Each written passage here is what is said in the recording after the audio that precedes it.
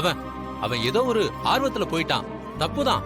அவனை கூப்பிட்டு கொஞ்சம் பக்குவமா சொல்றதை விட்டுட்டு இப்படி போட்டு அடிச்சா எல்லாம் சரியாயிருமா? நீ இதுல தேவையில்லாம மாயாவையும் பிடிச்சு திட்டிட்டு இருக்கா.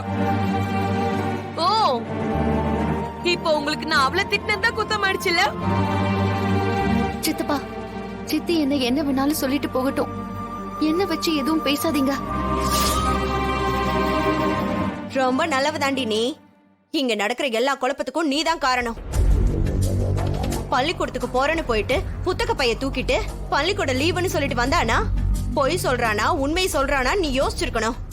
உடனே பள்ளிக்கூடத்துக்கு போன் பண்ணி கேட்டிருந்திருக்கணும், இல்ல வீட்டுக்காவது போன் பண்ணிருக்கணும். எதுவுமே பண்ணாம சும்மா இருந்துட்டு இப்ப பாரு, இவன் பொண்டாட்டி கை நீட்டி அடிக்கிற அளவுக்கு ஆயிடுச்சு. என்னமா நீ சும்மா மாயாவை குத்தம் சொல்லணும்னு சொல்லாத. பள்ளிக்கூடத்துக்கு போக பயந்துகிட்டு இவன் லீவுன்னு சொல்லியிருக்கான். இவன் இதுக்கு முன்னாடி இந்த மாதிரி சொல்லியிருக்கானா சந்தேகப்படுறதுக்கு?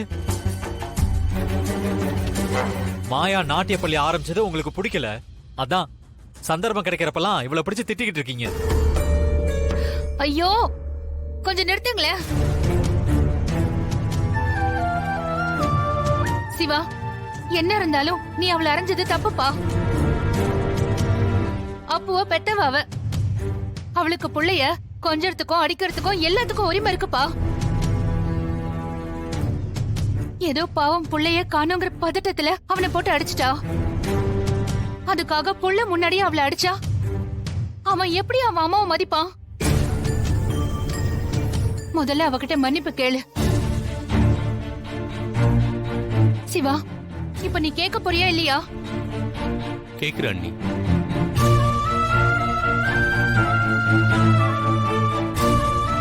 என்ன மன்னிச்சிரு, நான் அடிச்சது தப்புதான். பார்வதி, அப்போ கூட்டிட்டு உள்ள போ. ஏய், இனிமே நீ அந்த டான்ஸ் ஸ்கூல் பக்கம் போனன்னு தெரிஞ்சது, நான் சொன்ன மாதிரி பழுக்க பழுக்க கம்பி காய் வச்சு உன் கால் இழுத்துருவேன். அம்மா, வா. அம்மா.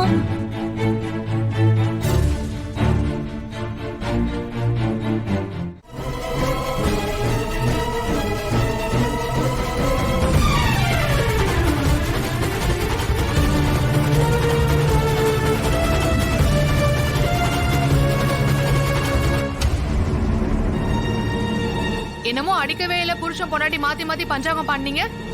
இங்க பாருங்க எப்படி கால்ல கட்டு போட்டிருக்காங்கன்னு. ரோகிணி, எங்க போய் விழுந்து கால்ல அடிபட்டுக்கிட்ட? எதுக்காக நான் அடிச்சேன்னு என் மேல கம்ப்ளைண்ட் கொடுத்திருக்காங்க.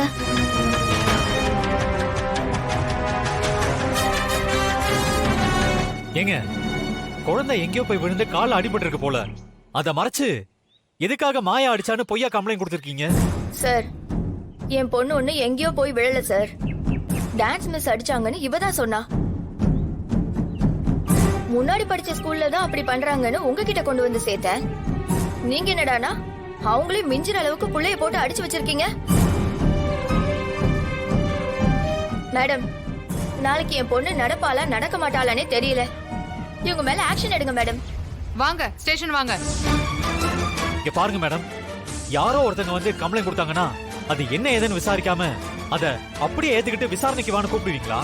சார், ஆர்கியூ பண்றதுக்குலாம் இப்ப எனக்கு டைம் இல்ல. உங்க மேல தப்பு இல்லனா ஸ்டேஷனுக்கு வந்து ப்ரூவ் பண்ணுங்க. சீனு, நீ அமைதியா இரு, நான் போறேன்.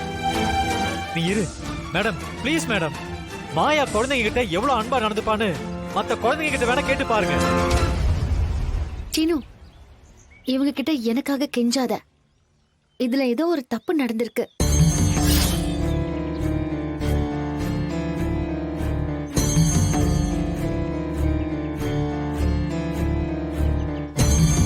மேடம், மாயா சொல்ற மாதிரி ஏதோ தப்பு நடந்திருக்கு மேடம்.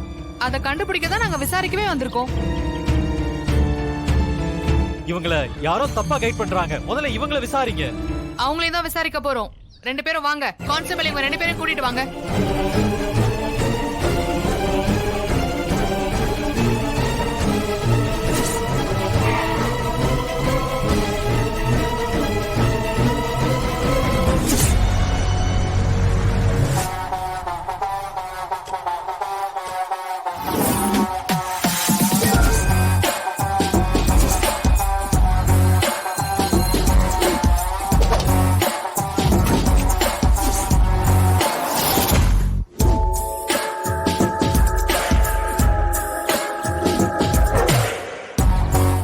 ஓ இதெல்லாம் உங்க வேலைதானா?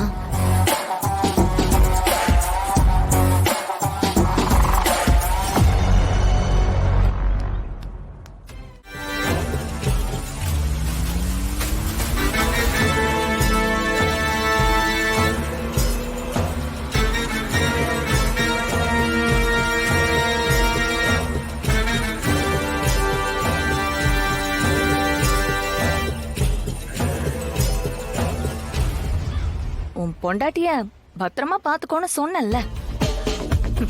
இப்ப என்னாச்சு பாத்தியா? என் மாயாவை உங்களால ஒண்ணும் பண்ண முடியாது. பார்த்தல்ல, ஷீப் கிளம்பி போயிருச்சு. இனி உன்னால என்ன பண்ண முடியும்? லக்ஷ்மி மேடம். நீங்க என்னோட கார்லயே வந்துருங்க. சரிங்க மேடம்.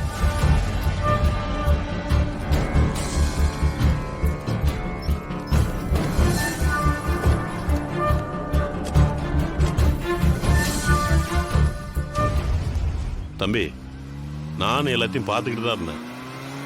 சாதாரணமா குச்சியில் அடிச்சா சின்னதா காயம் வரும். ஆனா இவ்வளவு பெரிய கட்டு போற அளவுக்கு காயம் ஏற்பட்டுக்குன்னா இது ஏதோ ஆக்சிடென்ட்ல அடிபட்ட மாதிரி இருக்குப்பா. நீ அந்த கண்ணோட்டத்திலையும் பாரு தம்பி.